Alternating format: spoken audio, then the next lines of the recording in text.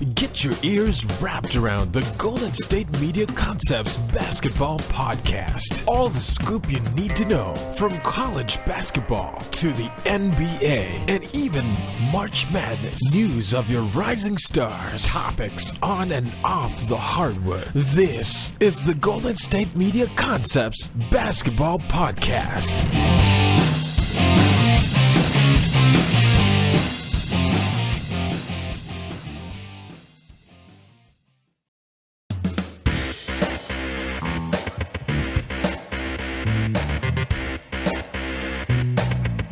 And welcome to the Golden State Media Concepts Basketball Podcast. I'm your host, Pauline. And so, this episode is going to be kind of funny, but, okay, I kind of lied. It's going to be, this first bit of basketball news that I'm going to share is kind of funny, I guess you could say. I think it's hilarious, actually, and I think it's kind of fun. So now we know that basketball, well, not just in basketball, but like sports fans, can be kind of like the most exciting, funny, and crazy fans out there, right? Because people will do anything, actually. People will do the most wackiest, craziest, silliest, funniest, dramatic, horrible things because of their sports teams. Win or lose, I don't know. Like, people will burn jerseys when players switch teams or they lose. Faithful fans will get tattoos saying that their sorry team is going to win the championship that upcoming season. And I think there was a guy that had like a Seahawks. Was it Seahawks or Ravens? Shoot. It was a couple years ago. I'm sure it's been with both teams. I feel like every team has had at least one fan who will get a tattoo, and it'll be like in a really visible place. You know what I mean? Like, it'll be on their calf or like their forearm. So every time they're at the grocery store and they reach in their pocket for money and they hand it to the cashier, it's like, oh, you thought the Ravens or the Seahawks or Cavaliers were going to win in that year, that season or whatever. And I don't know. I just think it's so funny because that's like permanent. And it's never like a small tattoo. You know what I mean? It's like a huge, like their entire forearm, and it's like multicolored and just completely ridiculous. And so when I was in college, I had one of those like little flag things that you can like put on your car. Like, it attaches to like the window, like you roll your window up and you like put it in the door. So like it'll like flag or like it'll like wave with the UC Irvine like flag, like we call it the stacked logo, the UCI stacked logo, and it was just like flopping in the wind. And the only reason why, honestly, I had that on my car during the postseason tournament was because I worked for the athletics department, and that was one of the things that they gave like the interns to just to have more like fun and to have some school spirit. So I got it for free. That's why I did it, because I'm also have heard this actually happened to a close family that I know, where they once again did something that only faithful fans will do. They had their car. This was when I was in high school, so I think it was like a Mustang or like a Charger. It was a nice car, but they had it painted in the school's colors. Now, mind you, this is high school, and out here in Sacramento, they had the car painted in the colors with the high school's logo on it, right? But where this family lived, they lived on the other side of the city. So they lived in like the other rival high school's like territory, and they couldn't park that car outside. Like, they had to park it in the garage because people were like not having it, egging it, toilet papering it or TPing it. I don't know. I guess it's called TPing it, but like, toilet papering it and just vandalizing their car because they were showing pride for a rival school in the rival neighborhood, the other rival school's neighborhood, whatever. So, people do some wacky, crazy, fun, exciting, hilarious things to show their pride, to show their, just spirit. I personally, I love my teams and the teams that I support. I love them very much. I will definitely put one of those little cute, those little face tattoos. I think those are pretty cute. I'll do that. I contemplated, spray painting, I guess it is kind of spray painting, like spray painting my afro with blue sparkles when my Anteaters went to round 2 of the NCAA tournament. Like, I contemplated. I didn't do it, but I did contemplate it. I did get my nails done with like the little stack logo. So that's about my extent. I never do anything really that's permanent. But to each his own. If that's what you do and that's what you like, send me a picture on Twitter at GSMC_basketball, because I love it. I love seeing the pride. I love seeing the paint. I mean, the tattoos. Hey, if your team does win and then you get the tattoo, I get it. But that whole like getting the, Niners win the Super Bowl tattoo before season starts, that's a risk I'm not willing to take. But people do it. That's cool. Not a problem. Like I said, to each his own. Do you, boo-boo. But the reason why I'm bringing all this up, because I think it's fun. And I'm all about the spirit, and like it's fun, and wearing the cute, like little bedazzled shirts to the game, or bedazzling. Like I would always make I would be the girl with like the sign, make the glitter sign and all of that. So I think it's a lot of fun. I encourage it. I think it's great, especially when it's all in fun and games. It's all in fun and games. I'm not really down with the whole vandalizing things or people's cars, because that's just rude. And like, people have to pay for their car windows to get fixed if you are just hating on them because they like a rival team. But whatever. So how the Cavaliers are basically right now the kings of Cleveland, the kings of Ohio, as they should be. They are just reveling in all of that glory, again, as they should be. And the people of Cleveland, of Ohio, are loving them. And it's just awesome how excited this area of the United States is for finally that curse being crushed. Now, that they call themselves like Believe Land. We saw the shirts, we saw the posters. I think it's dope. But so this farm in Mapleside, excuse me. So it's the Mapleside Farms in Brunswick, Ohio.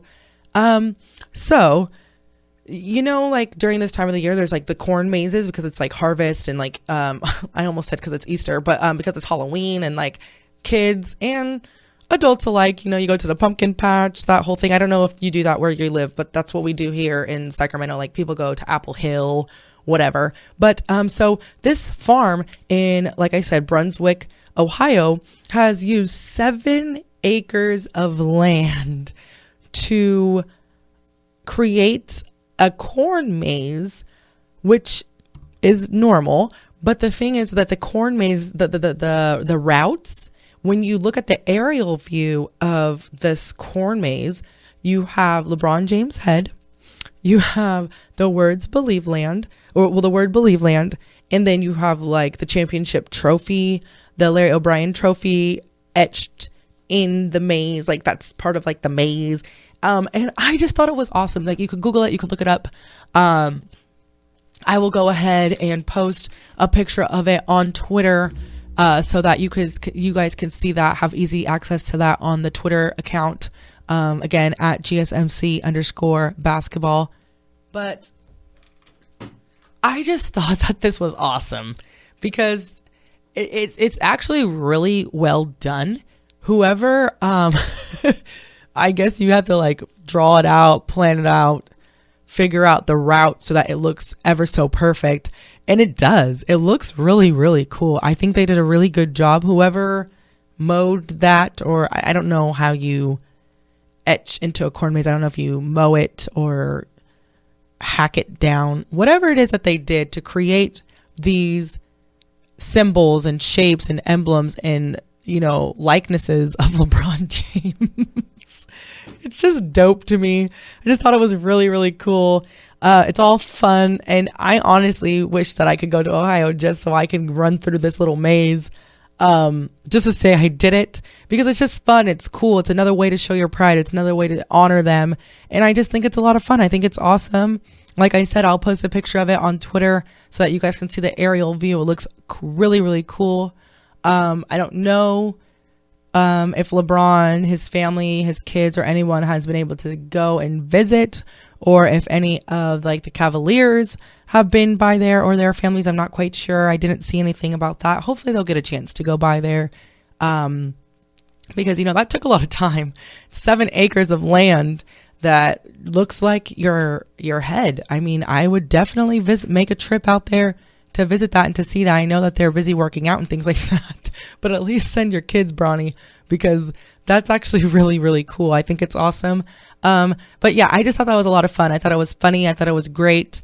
If you live in Ohio and you're planning on going to visit Mapleside Farms, I mean, it's pretty good marketing for Mapleside Farms because, like I said, the entire city of Cleveland, I feel like the entire state is in love with, LeBron and the Cavaliers right now, rightfully so. And so that's going to be pretty cool because, like I said, I'm all the way out here in California and I wish that I could go visit that. And so I'm sure there's going to be other Cleveland fans from around the United States that are going to go make an extra trip out there to go in the corn maze. So we're gonna just go right into a break right now because I guess I was talking a lot about that. That was I just thought it was awesome. I actually saw it on the highlights of the day or news of the day, like those little bits and pieces that come on like your smart TV and things like that. That's how I first discovered this, and I was like, I have to look this up. So like I said, we're going to cut it to a break real quickly, and when we come back, we're going to discuss how Tennessee, their football team, how they're actually honoring the late Pat Summitt, as well as Craig Sager and his journey as he's battling against leukemia right now.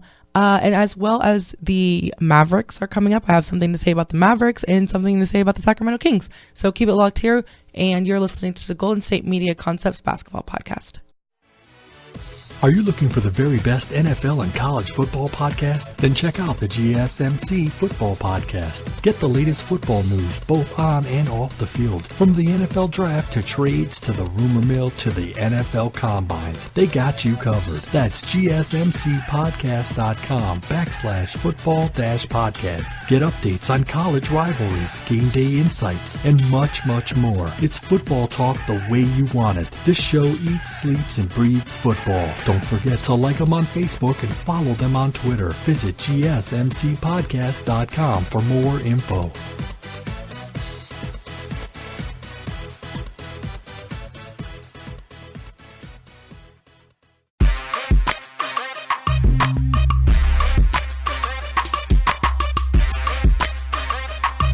Welcome back to the Golden State Media Concepts Basketball Podcast. I'm your host, Pauline. And so before the break, I mentioned that the Tennessee Vols are a major team in Tennessee. Like, they're orange. Everybody kind of knows them. And they've always been really successful in their sports and their athletics program. But so Pat Summitt, I did discuss the legendary Pat Summitt previously in an episode when she passed away. And now Coach Pat is someone who has influenced the game of not just women's basketball, but basketball in general, especially at the collegiate level and actually really at the professional level, especially in the WNBA, because all of her successful ball players at the college level have gone on to be major dominating factors in the WNBA. So she has an amazing resume. She's been at Tennessee, like I said, for years. And now the state of Tennessee loves her. She has done a lot more for the university, the state, the community, than just basketball and just more than just her basketball team, right? And her players. So the really cool thing about it is, what I'm going to just like share right now is that the football team, the Volunteers football team, has released and debuted the sticker that they're going to have on their football helmets in honor of Pat Summitt. So, okay, so this is cool on many levels because it's just cool because, one, she is a basketball coach and this is a football team, and two, she's a female basketball coach and this is a male dominated sport that's going to be honoring her. So it just goes to show what kind of influence that Coach Pat had on that entire school, that entire university. And so it's really cool because like the coach was saying that, you know, they really believe in and honor everything that she believed in and what she stood for, and that they are honored to be honoring her with this sticker. And now the sticker is pretty cool. It's orange, has a P in it, which I just think is cute. Of course I would. I don't know if these stickers are going to be made available to the public. Marketing wise, I think that would be awesome because, one, I want it. Two, I believe that there's other major Pat Summitt fans and just Tennessee fans in general, or just people who understand her influence and who were influenced by her, that would want a sticker honoring her. And it's just a cool gesture. It's a really awesome gesture that they're doing to honor her, and just give, you know, a way to a way to honor her and to honor the influence that she had and to honor the impact and to show what kind of an impact that this woman did have on the university. And so I really wanted to share that because I just thought it was really, really cool. And they have debuted the stickers. They haven't they've showed pictures on Twitter. So if you go on the Tennessee's Twitter, the Volunteers Twitter account, you can see for yourself. I will also post a picture of that on Twitter so that you guys can see it on our Twitter account at GSMC_basketball. So like, you know, quick and easy viewing for you guys. But I did want to share that because we did touch on her influence that she has had in the basketball world. And I just thought it was great that her influence is continuing, and everything that she stood for is continuing to impact the university. And I just thought that was a really cool gesture on the behalf of the football program. So now, speaking of women in sports and women in basketball, the Mavericks right now, the Dallas Mavericks, are kind of under a little bit of heat right now, with what they have, a program that they have decided to. So the Mavericks are hosting a NBA 101 for women night, like extravaganza fun thing. And so basically what it is that they are having a opportunity, like, I guess it's like a night. I'm not quite sure how long it's supposed to last. I believe it's just going to be one day, but it's a women only event where they will have the opportunity to meet some of the Mavericks, I believe some of the coaching staff, and be able to learn kind of like about the organization, learn about the players, learn about the game of basketball. They will be able to, you know, be in the arena. They'll be able to be in the locker room and all of that. And it's, I think, like $100 for season ticket holders, $125 for non-season ticket holders, and that it's just, they're going to have food, they're going to have drinks, they're going to have just basketball fun geared things towards women. So now the Mavericks have been catching a lot of flack for this because people are saying, like, why are you guys only targeting the women? Why are you guys, like, you know, there's a lot of women. Clearly, Pat Summitt is a wonderful example of women who may even understand basketball more than a man sitting next to them, and that they may actually care, understand, know, have played, have coached, I have a friend who his mom is actually the one who coached him growing up. It wasn't his dad. His dad was very involved, but it was his mom who was his coach. It was his mom who gave him pointers. It was his mom who taught him the game. So there's a lot of women out there that, you know, love the game of basketball because they love the game of basketball, not because they're trying to impress somebody, not because they're trying to find a ball player to, you know, swoop them up, but because they genuinely love the game. And so there's been a little bit of like, you know, backlash on the Mavericks, but, you know, the Mavericks have been doing this for a while. This is not their first time holding this. And I know that they're not the only team that holds events like that. I know that there's some football teams that hold events like this. And this is not the only level that holds events like this. There's organizations and programs of different, of like a variety of sports that hold things like this at the collegiate level and also at the professional level. So I feel two types of ways about this because I do get it. I myself included am a female who understands the game and enjoys watching the game and has always enjoyed it. And I don't mind watching basketball all day long. And I've even decided not to date certain guys because they didn't want to watch basketball all day long because they didn't like it. And so like, I get it. There's, you know, but then I also get the whole fact that, you know, that there are some women who don't understand the game and who want to enjoy the game at a different level and want to get to know it, but never had perhaps the opportunity to learn the game. And this is a way to meet other ladies who are either like themselves, very new to the game, but then also meet women that thoroughly enjoy it and to make new friends. But I also I get both sides. I don't know, because I thought it would be kind of fun. You get to meet the players and some of the coaching staff and get to like raffle off things and get to eat food, and it's just all girls and you could just have fun. And I don't know. I know that one of the events that I had heard of that was here in Nevada, you got to like do some of the drills. You get to run out on the field and just pretend that you're like on the team and all of that madness. And like the coaches' wives were all there, and it was just supposed to be like fun. And I think that the money was donated to the team. So it was at a collegiate level though. So it was kind of something that they wanted to do to like kind of like as a fundraiser. I like an event, a fundraising event. So I do get both sides because I thought that kind of would be fun to just kind of like run around the field and not have to worry about anybody caring because we're all girls and we're going to just laugh at each other and it didn't matter.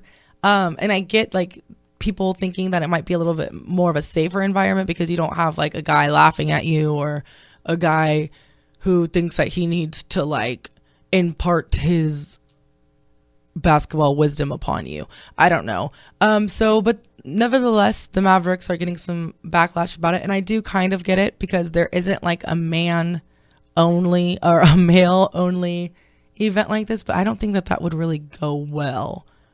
Because do you really think that guys that don't really know the sport would want to go to an event with guys that completely know the sport? I don't know. I'm not a dude. I don't know. But like I said, this is not the first time that the Mavericks have hosted an event like this. This is not the only team that hosts events like this. Clearly, they're popular and women go. I think $100 to go is kind of cheap. I was pretty surprised at the pricing. I was thinking it's going to be a lot more, especially since it's a professional organization. And I know that the Mavericks have a pretty big influence out there. So, you know, I was actually the most surprised at the price for the event.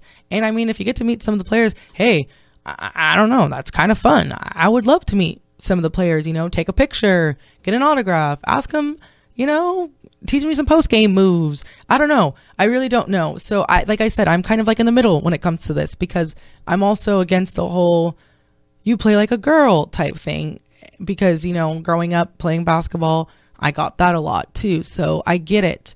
I really do. But then I get the reasoning behind it of making it kind of like a fun event type of a thing where it's just like, you know, one of those no boys allowed slumber party type things. And you could just invite your friends to go with you. Your girlfriends, make it a night out. So I kind of get it. I don't know. I mean, if you guys feel some type of way about it, I would love to hear your guys' take, whether you like it, whether you think it's stupid, whether you think it's kind of like sexist. I don't know. I don't know. I, in particular, would just go because A, you can network, I feel like, at an event like this.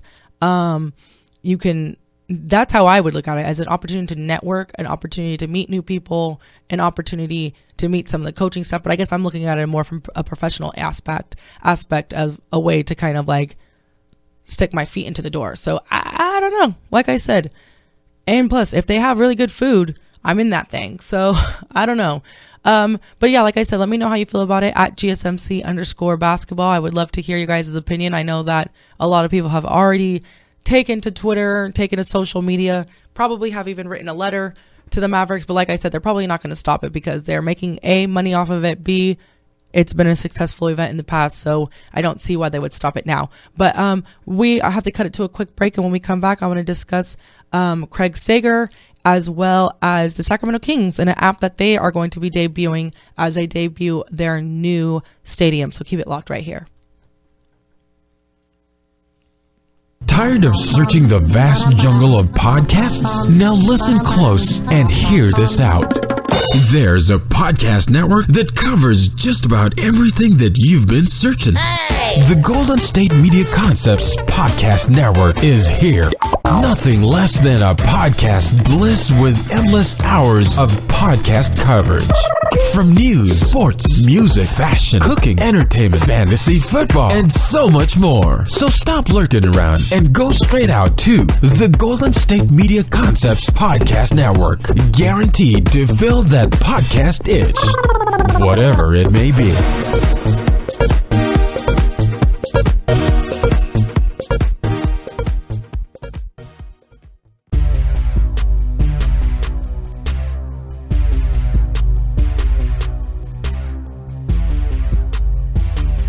And welcome back to the Golden State Media Concepts Basketball Podcast. I'm your host, Pauline. Now, before the break, we were discussing women in basketball, both on the coaching front and from the fan aspect. But another major fixture in the basketball world is Mr. Craig Sager. Now, he is an announcer, and he's a pretty cool guy, if you think about it. And he is known for his really cool and flamboyant suits and his ties and just his swagger. You know, his swag is just nice. And it just fits him. Like, I don't really think that there's anybody at this time who can like compete with him when it comes to his attire, because that's just so him. And that's kind of been his MO type of a thing. But he has also been in the forefront of basketball news since being diagnosed with leukemia back in 2014. So he has been battling this cancer for the last 2 years, going on 3 years, as this next season starts. And as you may remember, this past season, a lot of people, we were praying for him, and we were like basketball players were honoring him. A lot of announcers were themselves wearing really funky ties or suit jackets and things like that to honor him because he was battling leukemia. But then he came back right before the finals and everything and was, back in it. But see, the thing with cancer is that it can go into remission, but then it can come back, or it can just not go into remission and you can feel better.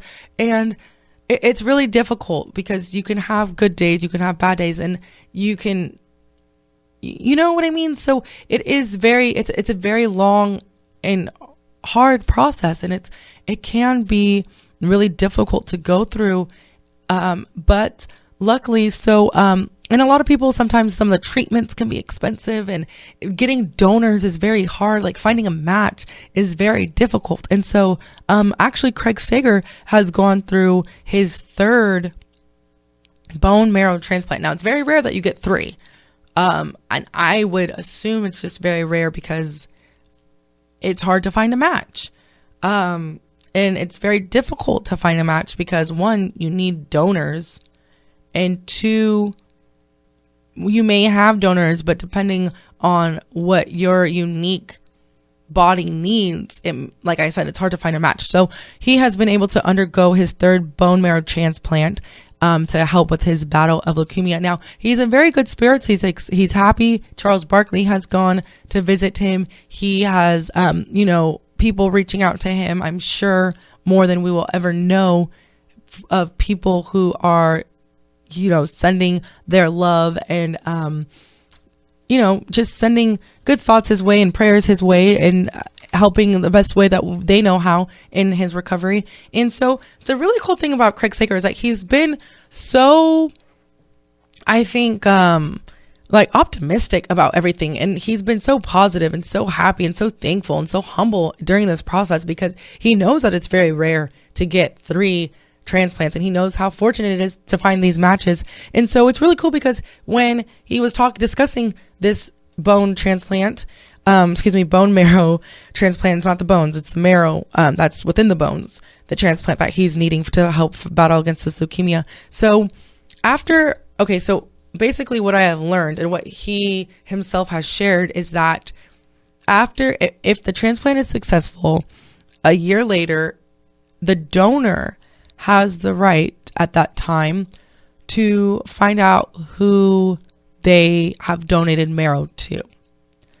And at that time, the recipient of the bone marrow can contact and reach out to the donor. And you can have like a reunion if they're both willing to do so.